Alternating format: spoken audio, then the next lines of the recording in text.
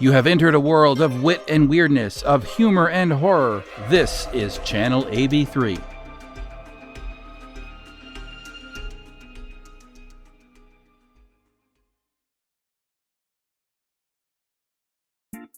Greetings, I'm Al Bruno III, the mastermind behind this podcast. I'd like to share that in addition to crafting bizarre and whimsical tales, I'm also involved in the world of real estate. Whether you're in the market to sell your home, find a new one, or explore real estate investment opportunities, don't hesitate to get in touch with me at albertbruno3@kw.com. And now, without further ado, let's dive into today's episode.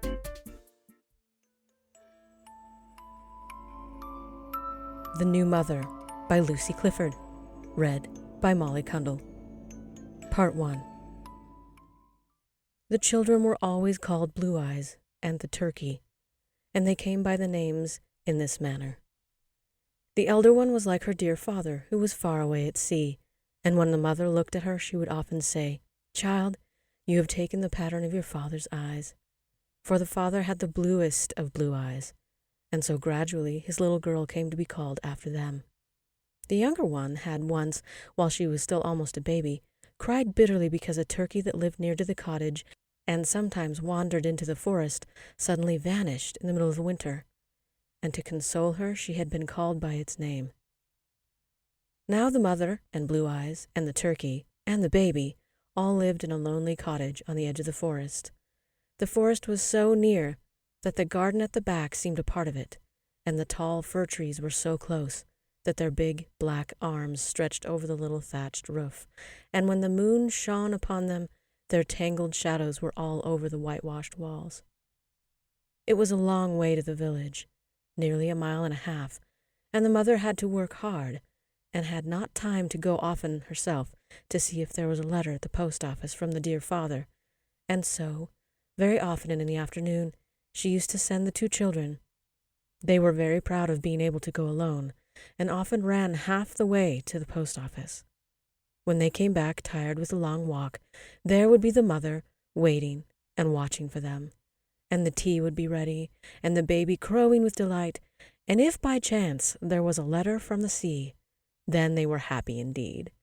The cottage room was so cozy, the walls were as white as snow, inside as well as out, and against them hung the cake tin and the baking dish and the lid of a large saucepan that had been worn out long before the children could remember, and the fish slice, all polished and shining as bright as silver.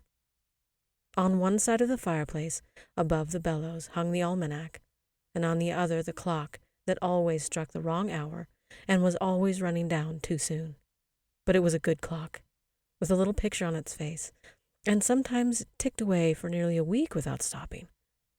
The baby's high chair stood in one corner, and in another there was a cupboard hung up high against the wall in which the mother kept all manner of little surprises. The children often wondered how the things that came out of that cupboard had got into it, for they seldom saw them put there. "Dear children," the mother said one afternoon, late in the autumn, "it is very chilly for you to go to the village, but you must walk quickly, and who knows but what you may bring back a letter saying that dear father is already on his way to England." Then Blue Eyes and the turkey made haste and were soon ready to go. "Don't be long," the mother said, as she always did before they started. "Go the nearest way, and don't look at any strangers you meet, and be sure you do not talk with them." "No, mother," they answered, and then she kissed them and called them dear good children, and they joyfully started on their way. The village was gayer than usual, for there had been a fair the day before, and the people who had made merry still hung about the street as if reluctant to own that their holiday was over. "I wish we'd come yesterday," Blue Eyes said to the turkey. "Then we might have seen something." "Look there," said the turkey, and she pointed to a stall covered with gingerbread, but the children had no money. At the end of the street, close to the Blue Lion, where the coaches stopped, an old man sat on the ground with his back resting against the wall of a house, and by him, with smart collars round their necks, were two dogs. Evidently they were dancing dogs, the children thought, and longed to see them perform. But they seemed as tired as their master, and sat quite still beside him, looking as if they had not even a single wag left in their tails. "Oh, I do wish we'd been here yesterday," Blue Eyes said again, as they went to the grocer's, which was also the post office. The postmistress was very busy weighing out half-pounds of coffee, and when she had time to attend to the children, she only just said, "No letter for you today," and went on with what she was doing. Then Blue Eyes and the turkey turned away to go home. They went back slowly down the village street, past the man with the dogs again. One dog had roused himself and sat up rather crookedly, with his head a good deal on one side, looking very melancholy and rather ridiculous. But on the children went towards the bridge and the fields that led to the forest. They had left the village and walked some way, and then, just before they reached the bridge, they noticed, resting against a pile of stones by the wayside, a strange, dark figure. At first they thought it was someone asleep. Then they thought it was a poor woman, ill and hungry. And then they saw that it was a strange, wild-looking girl who seemed very unhappy, and they felt sure that something was the matter. So they went and looked at her, and thought they would ask her if they could do anything to help. For they were kind children, and sorry indeed for anyone in distress. The girl seemed to be tall, and was about 15 years old. She was dressed in very ragged clothes. Round her shoulders there was an old brown shawl, which was torn at the corner that hung down the middle of her back. She wore no bonnet, and an old yellow handkerchief which she had tied round her head had fallen backwards and was all huddled up round her neck. Her hair was coal black, and hung down uncombed and unfastened, just anyhow. It was not very long, but it was very shiny, and it seemed to match her bright black eyes and dark freckled skin. On her feet were coarse gray stockings and thick shabby boots, which she had evidently forgotten to lace up. She had something hidden away under her shawl, but the children did not know what it was. At first they thought it was a baby, but when, on seeing them coming towards her, she carefully put it under her and sat upon it, they thought they must be mistaken. She sat watching the children approach, and did not move or stir till they were within a yard of her. Then she wiped her eyes, just as if she had been crying bitterly, and looked up. The children stood still in front of her for a moment, staring at her, and wondering what they ought to do. "Are you crying?" they asked shyly. To their surprise, she said in a most cheerful voice, "Oh dear, no, quite the contrary. Are you?" They thought it rather rude of her to reply in this way, for anyone could see that they were not crying. They felt half in mind to walk away, but the girl looked at them so hard with her big black eyes, they did not like to do so till they had said something else. "Perhaps you have lost yourself," they said gently. But the girl answered promptly, "Certainly not. Why, you have just found me. Besides," she added, "I live in the village." The children were surprised at this, for they had never seen her before, and yet they thought they knew all the village folk by sight. "We often go to the village," they said, thinking it might interest her. "Indeed," she answered. That was all, and again they wondered what to do. Then the turkey, who had an inquiring mind, put a good straightforward question. "What are you sitting on?" she asked. "On a pear drum," the girl answered, still speaking in a most cheerful voice, at which the children wondered, for she looked very cold and uncomfortable. "What's a pear drum?" they asked. "I'm surprised at your not knowing," the girl answered. "Most people in good society have one." Then she pulled it out and showed it to them. It was a curious instrument, a good deal like a guitar in shape. It had 3 strings, but only 2 pegs by which to tune them. The 3rd string was never tuned at all, and thus added to the singular effect produced by the village girls' music. And yet, oddly, the pear drum was not played by touching its strings, but by turning a little handle cunningly hidden on the side. But the strange thing about the pear drum was not the music it made, or the strings, or the handle, but a little square box attached to one side. The box had a little flat lid that appeared to open by a spring. That was all the children could make out at first. They were most anxious to see inside the box, or to know what it contained, but they thought it might look curious to say so. It really is a most beautiful thing, is a pear drum, the girl said, looking at it, and speaking in a voice that was almost affectionate. Where did you get it? The children asked. I bought it, the girl answered. Didn't it cost a great deal of money? They asked. Yes, answered the girl slowly, nodding her head. It cost a great deal of money. I am very rich, she added. And this the children thought a really remarkable statement, for they had not supposed that rich people dressed in old clothes or went about without bonnets. She might at least have done her hair, they thought, but they did not like to say so. You don't look rich, they said slowly, and in as polite a voice as possible.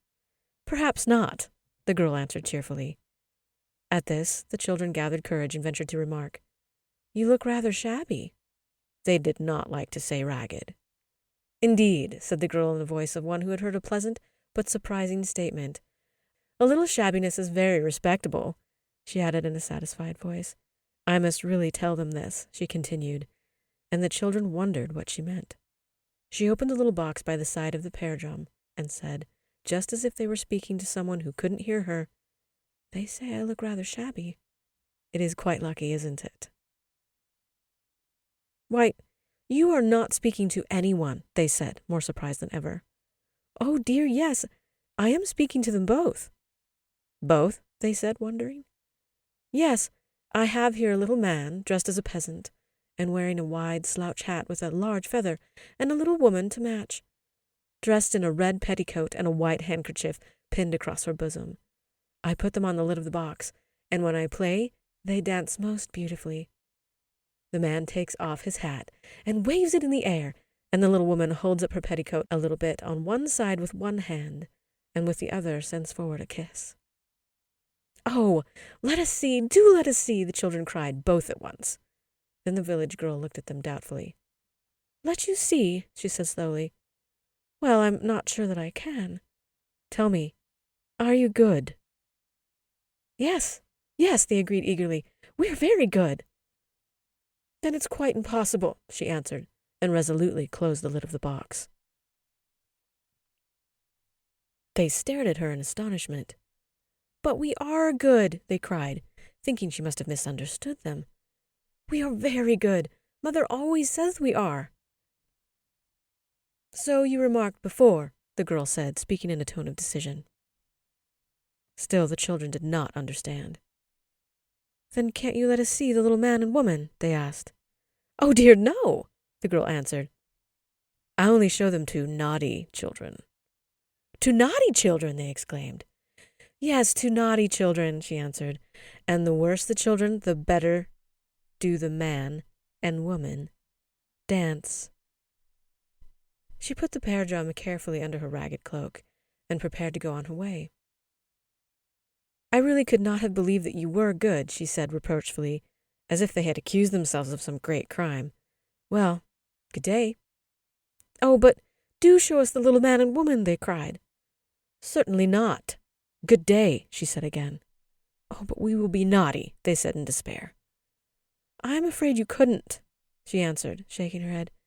It requires a great deal of skill, especially to be naughty. Well, good day, she said for the third time. Perhaps I shall see you in the village tomorrow. And swiftly she walked away, while the children felt their eyes fill with tears and their hearts ache with disappointment. If we'd only been naughty, they said. We should have seen them dance. We should have seen the little woman holding her red petticoat in her hand and the little man waving his hat. Oh, what shall we do to make her let us see them? Suppose, said the turkey, we try to be naughty today? Perhaps she will let us see them tomorrow. But, oh, said Blue Eyes, I don't know how to be naughty. No one ever taught me. The turkey thought for a few minutes in silence. I think I can be naughty if I try, she said. I'll try tonight.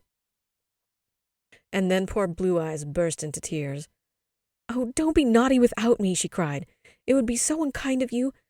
You know I want to see the little man and woman just as much as you do. You are very, very unkind. And she sobbed bitterly. And so, quarreling and crying, they reached their home.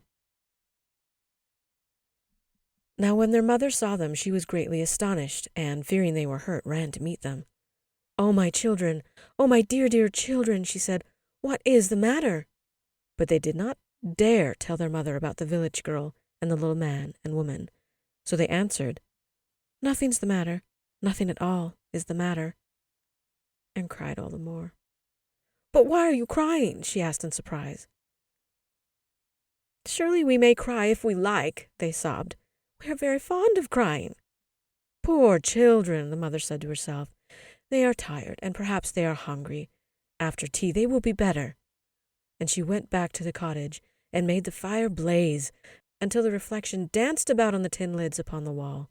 And she put the kettle on to boil, and set the tea things on the table, and opened the window to let in the sweet fresh air, and made all the things look bright.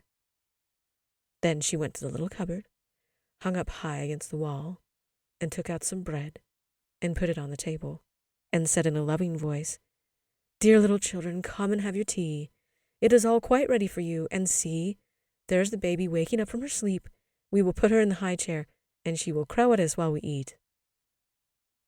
But the children made no answer to the dear mother. They only stood still by the window and said nothing. "Come, children," the mother said again. "Come, Blue Eyes, and come, my turkey. Here is nice sweet bread for tea."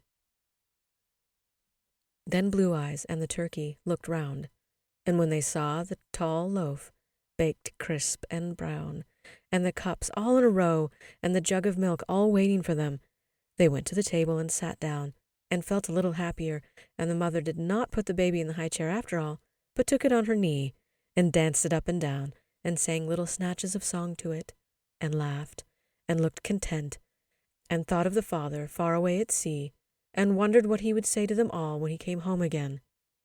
Then suddenly she looked up and saw that the turkey's eyes were full of tears. "Turkey!" she exclaimed. "My dear little turkey, what is the matter? Come to mother, my sweet, come to own mother." And putting the baby down on the rug, she held out her arms, and the turkey, getting up from her chair, ran swiftly into them. "Oh, mother," she sobbed, "oh, dear mother, I do so want to be naughty." "My dear child," the mother exclaimed. "Yes, mother," the child sobbed more and more bitterly. "I do so want to be very, very naughty." And then Blue Eyes left her chair also, and rubbing her face against the mother's shoulder, cried sadly, "So do I, mother. Oh, I'd give anything to be very, very naughty." "But, my dear children," said the mother in astonishment, "why do you want to be naughty?" "Because we do. Oh, what shall we do?" they cried together. "I should be very angry if you were naughty." "But you could not be, for you love me," the mother answered. "Why couldn't we be naughty because we love you?" they asked. "Because it would make me very unhappy, and if you love me, you couldn't make me unhappy." "Why couldn't we?" they asked. Then the mother thought a while before she answered, and when she did so, they hardly understood, perhaps because she seemed to be speaking rather to herself than to them. "Because if one loves well," she said gently, "one's love is stronger than all bad feelings in one, and conquers them. And this is the test whether love be real or false. Unkindness and wickedness have no power over it."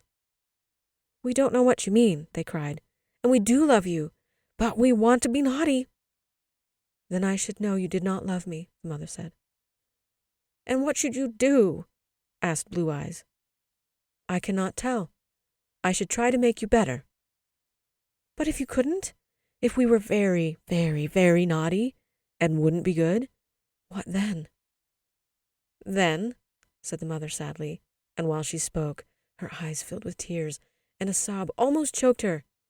"Then," she said, "I should have to go away and leave you, and then to send home a new mother, with glass eyes and wooden tail." "You couldn't," they cried. "Yes, I could," she answered in a low voice, "but it would make me very unhappy, and I will never do it unless you are very, very naughty, and I am obliged." "We won't be naughty," they cried. "We'll be good. We should hate a new mother, and she shall never come here." And they clung to their own mother and kissed her fondly. But when they went to bed, they sobbed bitterly, for they remembered the little man and woman, and longed more than ever to see them. But how could they bear to let their own mother go away, and a new one take her place? Part 2. "Good day," said the village girl when she saw Blue Eyes and the turkey approach. She was again sitting by the heap of stones, and under her shawl the pear drum was hidden. She looked just as if she had not moved since the day before. "Good day," she said, in the same cheerful voice in which she had spoken yesterday. "The weather is really charming." "Are the little man and woman there?" the children asked, taking no notice of her remark. "Yes, thank you for inquiring after them," the girl answered. "They are both here and quite well. The little man is learning how to rattle the money in his pocket, and the little woman has heard a secret. She tells it while she dances." "Oh, do let us see," they entreated.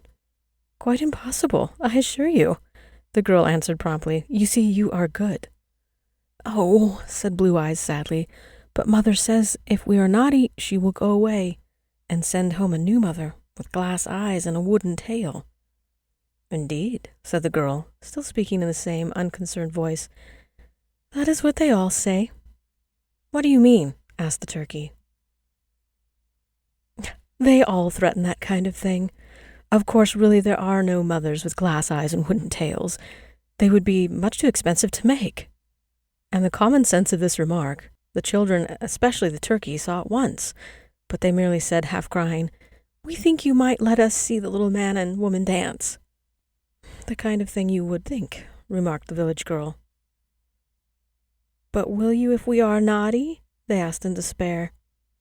"I fear you could not be naughty, that is, really, even if you tried," she said scornfully. "Oh, but we will try. We will indeed," they cried. "So do show them to us." "Certainly not beforehand," answered the girl, getting up and preparing to walk away. "But if we are very naughty tonight, will you let us see them tomorrow?"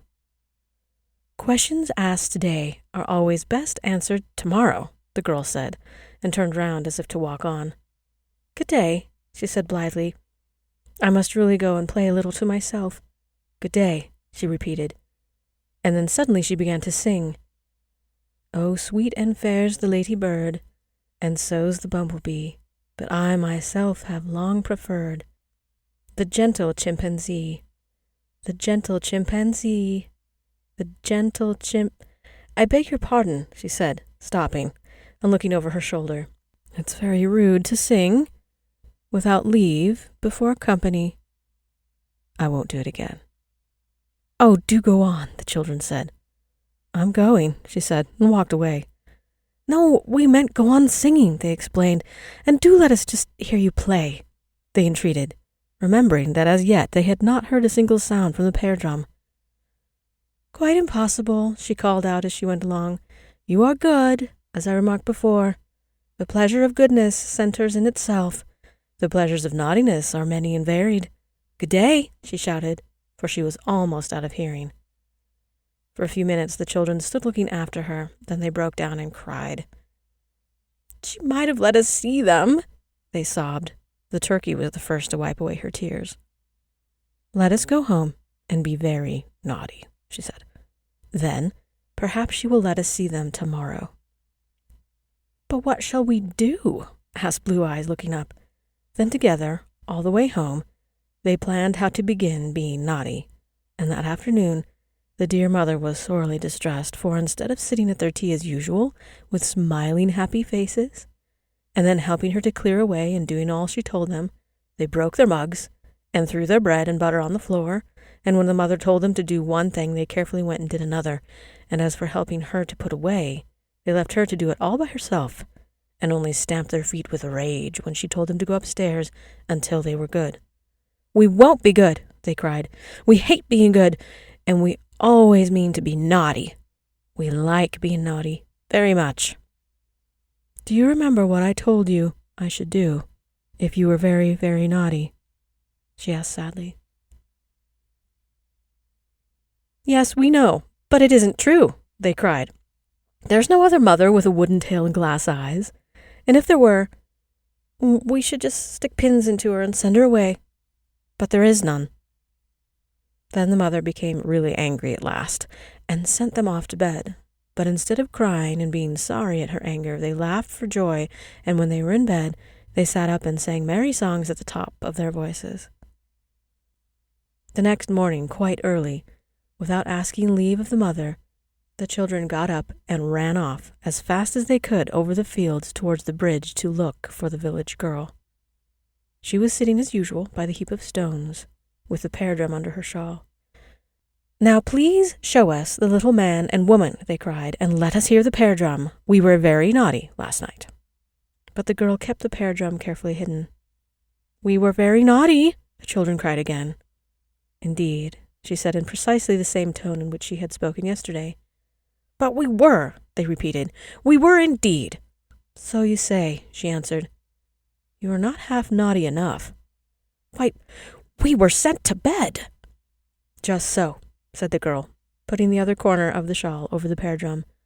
"If you had been really naughty, you wouldn't have gone. But you can't help it, you see. As I remarked before, it requires a great deal of skill to be naughty well. But we broke our mugs, we threw our bread and butter on the floor, we did everything we could to be tiresome." "Mere trifles," answered the village girl scornfully. "Did you throw cold water on the fire? Did you break the clock? Did you pull all the tins down from the walls and throw them on the floor?" "No," exclaimed the children aghast. "We did not do that." "I thought not," the girl answered. "So many people mistake a little noise and foolishness for real naughtiness. But, as I remarked before, it wants skill to do the thing properly. Well, good day."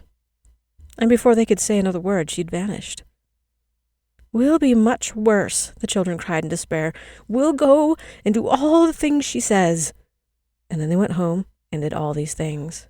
They threw water on the fire. They pulled down the baking dish and the cake tin, the fish slice, and the lid of the saucepan they had never seen, and banged them on the floor. They broke the clock and danced on the butter. They turned everything upside down. And then they sat still and wondered if they were naughty enough. And when the mother saw all that they had done, she did not scold them, as she had the day before, or send them to bed, but she just broke down and cried. Then she looked at the children and said sadly, "Unless you are good tomorrow, my poor Blue Eyes and Turkey, I shall indeed have to go away and come back no more. And the new mother I told you of will come to you." They did not believe her, yet their hearts ached when they saw how unhappy she looked. And they thought within themselves that when they once had seen the little man and woman dance, they would be good to the dear mother forever afterwards.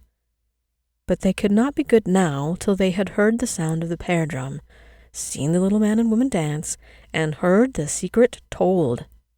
Then they would be satisfied.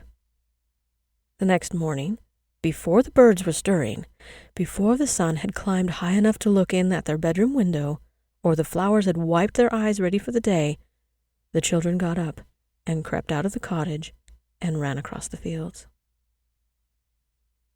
They did not think the village girl would be up so very early, but their hearts had ached so much at the sight of the mother's sad face that they had not been able to sleep, and they longed to know if they had been naughty enough, and if they might just once hear the pear drum and see the little man and woman, and then go home and be good forever. To their surprise, they found the village girl sitting by the heap of stones, just as if it were her natural home. They ran fast when they saw her, and they noticed that the box containing the little man and woman was open. But she closed it quickly when she saw them, and they heard the clicking of the spring that kept it fast. "We have been very naughty," they cried. "We have done all the things you told us. Now will you show us the little man and woman?" The girl looked at them curiously, then drew the yellow silk handkerchief she sometimes wore around her head out of her pocket and began to smooth out the creases in it with her hands. "You really seem quite excited," she said in her usual voice. "You should be calm. Calmness gathers in and hides things like a big cloak, or like my shawl does here, for instance." And she looked down at the ragged covering that hid the pear drum. "We have done all the things you told us," the children cried again, "and we do so long to hear the secret." But the girl only went on smoothing out her handkerchief. "I am so very particular about my dress," she said. They could hardly listen to her in their excitement. "But do tell if we may see the little man and woman," they entreated again. "We've been so very naughty, and Mother says she will go away today and send home a new mother if we're not good." "Indeed?" said the girl, beginning to be interested and amused. "The things that people say are most singular and amusing. There's an endless variety in language." But the children did not understand, only entreated once more to see the little man and woman. "Well, let me see," the girl said at last, just as if she were relenting. "When did your mother say she would go?" "But if she goes, what shall we do?" they cried in despair. "We don't want her to go. We love her very much. Oh, what shall we do if she goes?" "People go and people come. First they go and then they come. Perhaps she will go before she comes." "She couldn't come before she goes." "You'd better go back and be good," the girl added suddenly. "You are really not clever enough to be anything else. And the little woman's secret is very important. She never tells it for make-believe naughtiness." "But we did all the things you told us," the children cried despairingly. "You didn't throw the looking-glass out of the window, or stand the baby on its head." "Oh, we didn't do that," the children gasped. "I thought not," the girl said triumphantly. "Well, good day. I shall not be here tomorrow. Good day." "Oh, but don't go away," they cried. "We're so unhappy. Do let us see them just once." "Well, I shall go past your cottage at 11 o'clock this morning," the girl said. "Perhaps I shall play the pear drum as I go by." "And will you show us the man and woman?" they asked. "Quite impossible, unless you have really deserved it. Make-believe naughtiness is only spoilt goodness. Now, if you break the looking-glass and do the things that are desired—" "Oh, we will," they cried. "We will be very naughty till we hear you coming." "It's a waste of time, I fear," the girl said politely. "But, of course, I should not like to interfere with you. You see, the little man and woman, being used to the best society, are very particular." "Good day," she said, just as she always said, and then quickly turned away. But she looked back and called out, 11 o'clock! I shall be quite punctual. I am very particular about my engagements." Then again the children went home, and were naughty. Oh, so very, very naughty, that the dear mother's heart ached, and her eyes filled with tears, and at last she went upstairs and slowly put on her best gown, and her new sunbonnet. And she dressed the baby all in its Sunday clothes, and then she came down and stood before Blue Eyes and the turkey. And just as she did so, the turkey threw the looking-glass out of the window, and it fell with a loud crash upon the ground. "Goodbye, my children," the mother said sadly, kissing them. "Goodbye, my Blue Eyes. Goodbye, my turkey. The new mother will be home presently. Oh, my poor children." And then, weeping bitterly, the mother took the baby in her arms and turned to leave the house. "But, Mother," the children cried, "we are—" And then suddenly the broken clock struck 10:30, and they knew that in half an hour the village girl would come by playing on the pear drum. "But, Mother, we will be good at 11:30. Come back at 11:30, they cried, "and we'll be good. We will, indeed. We must be naughty till 11 o'clock. But the mother only picked up the little bundle in which she had tied up her cotton apron and a pair of old shoes, and went slowly out the door. It seemed as if the children were spellbound, and they could not follow her. They opened the window wide and called after her, "Mother, Mother! Oh, dear Mother, come back again. We will be good. We'll be good now. We will be good forevermore if you will come back." But the mother only looked round, shook her head. They could see the tears falling down her cheeks. "Come back, dear Mother!" cried Blue Eyes. But still the mother went on across the fields. Come back, cried the turkey. But still the mother went on. Just by the corner of the field she stopped and turned, and waved her handkerchief, all wet with tears, to the children at the window. She made the baby kiss its hand, and in a moment mother and baby had vanished from their sight. Then the children felt their hearts ache with sorrow, and they cried bitterly, just as the mother had done, and yet they could not believe that she had gone. Surely she would come back, they thought. She would not leave them altogether. But oh, if she did. If she did. If she did. Then the broken clock struck 11, and suddenly there was a sound. A quick, clanging, jangling sound, with a strange, discordant one at intervals. And they looked at each other, while their hearts stood still, for they knew it was the pear drum. They rushed to the open window, and there they saw the village girl coming towards them from the fields, dancing along and playing as she did so. Behind her, walking slowly, and yet ever keeping the same distance from her, was the man with the dogs, whom they had seen asleep by the Blue Lion, on the day they first saw the girl with the pear drum. He was playing on a flute that had a strange, shrill sound. They could hear it plainly above the jangling of the pear drum. After the man followed the two dogs, slowly waltzing round and round on their hind legs. "We have done all you told us," the children called, when they had recovered from their astonishment. "Come and see, and now show us the little man and woman." The girl did not cease her playing or her dancing, but she called out in a voice that was half speaking, half singing, and seemed to keep time to the strange music of the pear drum. "You did it all badly. You threw the water on the wrong side of the fire. The tin things were not quite in the middle of the room. The clock was not broken enough. You did not stand the baby on its head." Then the children, still standing spellbound by the window, cried out, entreating and wringing their hands. "Oh, but we have done everything you told us, and Mother has gone away. Show us the little man and woman now, and let us hear the secret." As they said this, the girl was just in front of the cottage, but she did not stop playing. The sound of the strings seemed to go through their hearts. She did not stop dancing. She was already passing the cottage by. She did not stop singing. And all she said sounded like part of a terrible song. And still the man followed her, always at the same distance, playing shrilly on his flute. And still the two dogs waltzed round and round after him, their tails motionless, their legs straight, their collars clear and white and stiff. On they went, all of them, together. "Oh, stop!" the children cried, "and show us the little man and woman now." But the girl sang out loud and clear, while the string that was out of tune twanged above her voice. "The little man and woman are far away. See, their box is empty." And then, for the first time, the children saw that the lid of the box was raised and hanging back, and that no little man and woman were in it. "I'm going to my own land," the girl sang, "to the land where I was born."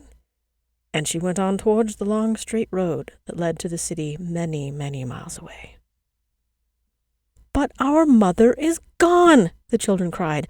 "Our dear mother, will she ever come back?" "No," sang the girl, "she'll never come back. She'll never come back. I saw her by the bridge.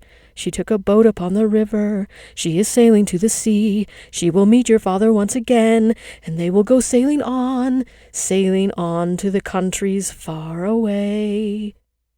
And when they heard this, the children cried out, but could say no more, for their hearts seemed to be breaking. Then the girl, her voice getting fainter and fainter in the distance, called out once more to them. But for the dread that sharpened their ears, they could hardly have heard her. So far was she away, and so discordant was the music. "Your new mother is coming. She's already on her way.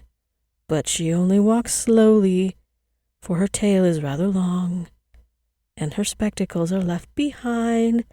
But she is coming. She's coming. Coming. The last word died away. It was the last one they ever heard the village girl utter. On she went, dancing on, and on followed the man. They could see that he was still playing, but they could no longer hear the sound of his flute. And on went the dogs, round and round and round. On they all went, further and farther away, till they were separate things no more, till they were just a confused mass of faded color, till they were a dark, misty object that nothing could define, till they had vanished altogether and forever. Then the children turned and looked at each other and at the little cottage home that only a week before had been so bright and happy so cozy and so spotless. The fire was out, and the water was still among the cinders. The baking dish and cake tin, the fish slice, and the saucepan lid, which the dear mother used to spend so much time in rubbing, were all pulled down from the nails on which they had hung so long, and they were lying on the floor. And there was the clock, all broken and spoilt. The little picture upon its face could be seen no more, and though it sometimes struck a stray hour, it was with the tone of a clock whose hours are numbered. And there was the baby's high chair, but no little baby to sit in it. There was the cupboard on the wall, and never a sweet loaf on its shelf. And there were the broken mugs, and the bits of bread tossed about, and the greasy boards which the mother had knelt down to scrub until they were white as snow. In the midst of all stood the children, looking at the wreck they had made, their hearts aching, their eyes blinded with tears, and their poor little hands clasped together in their misery. "Oh, what shall we do?" cried Blue Eyes. "I wish we had never seen the village girl and the nasty, nasty pear drum." "Surely Mother will come back," sobbed the turkey. "I'm sure she shall die if she doesn't come back." "I don't know what we shall do if the new mother comes," cried Blue Eyes. "I shall never like any other mother. I don't know what we shall do if that dreadful mother comes." "We won't let her in," said the turkey. "But perhaps she'll walk in," sobbed Blue Eyes. Then Turkey stopped crying for a minute to think what should be done.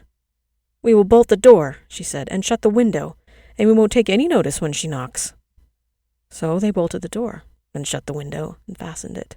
And then, in spite of all they had said, they felt naughty again, and longed after the little man and woman they had never seen, far more than after the mother who had loved them all their lives. But then they did not really believe that their own mother would not come back, or that any new mother would take her place. When it was dinner time, they were very hungry, but they could only find some stale bread, and they had to be content with it. "Oh, I wish we'd heard the little woman's secret," cried the turkey. "I wouldn't have cared then." All through the afternoon they sat watching and listening for fear of the new mother, but they saw and heard nothing of her, and gradually they became less and less afraid lest she should come. Then they thought that perhaps when it was dark, their own dear mother would come home, and perhaps if they asked her to forgive them, she would. And then Blue Eyes thought that if their mother did come, she would be very cold, so they crept out at the back door and gathered in some wood, and at last, for the grate was wet, and it was a great deal of trouble to manage it, they made a fire. When they saw the bright fire burning, and the little flames leaping and playing among the wood and coal, they began to be happy again, and to feel certain that their own mother would return, and the sight of the pleasant fire reminded them of all the time she'd waited for them to come from the post office, and of how she'd welcomed them and comforted them, and given them nice warm tea and sweet bread, and talked to them. Oh, how sorry they were they'd been naughty. And all for that nasty village girl. They did not care a bit about the little man and woman now, or want to hear the secret. They fetched a pail of water and washed the floor. They found some rag and rubbed the tins till they looked bright again, and putting a footstool on the chair, they got up on it very carefully and hung up the things in their places. And then they picked up the broken mugs and made the room as neat as they could, till it looked more and more as if the dear mother's hands had been busy about it. They felt more and more certain she would return, she and the dear little baby together. And they thought they would set the tea things for her, just as she had so often set them for her naughty children. They took down the tea tray, and got out the cups, and put the kettle on the fire to boil, and made everything look as homelike as they could. There was no sweet loaf to put on the table, but perhaps the mother would bring something from the village, they thought. At last all was ready, and Blue Eyes and the turkey washed their faces and their hands, and then sat and waited, for of course they did not believe what the village girl had said about their mother sailing away. Suddenly, while they were sitting by the fire, they heard a sound as of something heavy being dragged along the ground outside. And then there was a loud and terrible knocking at the door. The children felt their hearts stand still. They knew it could not be their own mother, for she would have turned the handle and tried to come in without knocking at all. "Oh, Turkey," whispered Blue Eyes, "if it should be the new mother, what shall we do?" "We won't let her in," whispered the turkey, for she was afraid to speak aloud, and again there came a long and loud and terrible knocking at the door. "What shall we do? What shall we do? Oh, what shall we do?" cried the children in despair. "Oh, go away," they called out. "Go away. We won't let you in. We will never be naughty any more. Go away. Go away." But again there came a loud and terrible knocking. "She'll break the door if she knocks so hard," cried Blue Eyes. "Go and put your back to it," whispered the turkey, "and I'll peep out of the window and try to see if it really is the new mother." So in fear and trembling, Blue Eyes put her back against the door, and the turkey went to the window and, pressing her face against one side of the frame, peeped out. She could just see a black satin poke bonnet with a frill around the edge and a long bony arm carrying a black leather bag. From beneath the bonnet there flashed a strange bright light, and Turkey's heart sank, and her cheeks turned pale, for she knew it was the flashing of 2 glass eyes. She crept up to Blue Eyes. "It is. It is. It is," she whispered, her voice shaking with fear. "It is the new mother. She has come and brought her luggage in a black leather bag that's hanging on her arm." "Oh, what shall we do?" wept Blue Eyes, and again there was the terrible knocking. "Come and put your back against the door too, Turkey," cried Blue Eyes. "I'm afraid it will break." So together they stood with their 2 little backs against the door. There was a long pause. They thought perhaps the new mother had made up her mind that there was no one at home to let her in and would go away. But presently the 2 children heard through the thin wooden door the new mother move a little, and then say to herself, "I must break open the door with my tail." For one terrible moment all was still, but in it the children could almost hear her lift up her tail, and then with a fearful blow the little painted door was cracked and splintered. With a shriek the children darted from the spot and fled through the cottage and out of the back door into the forest beyond. All night long they stayed in the darkness and the cold, and all the next day and the next, and all through the cold dreary days and the dark nights that followed. They're there still, my children. All through the long weeks and months have they been there, with only green rushes for their pillows and only the brown dead leaves to cover them, feeding on the wild strawberries in summer, or on the nuts when they hang green, on the blackberries when they are no longer sour in the autumn, and in the winter on the little red berries that ripen in the snow. They wander about among the tall dark firs or beneath the great trees beyond. Sometimes they stay to rest beside the little pool near the copse where the ferns grow thickest. And they long and long, with a longing that is greater than words can say, to see their own dear mother again, just once again, to tell her that they'll be good forevermore. Just once again. And still the new mother stays in the little cottage, but the windows are closed and the doors are shut, and no one knows what the inside looks like. Now and then when the darkness has fallen and the night is still, hand in hand Blue Eyes and the turkey creep up near the home in which they once were so happy, and with beating hearts they watch and listen. Sometimes a blinding flash comes through the window, and they know it is the light from the new mother's glass eyes. Or they hear a strange muffled noise, and they know it is the sound of her wooden tail, as she drags it across the floor.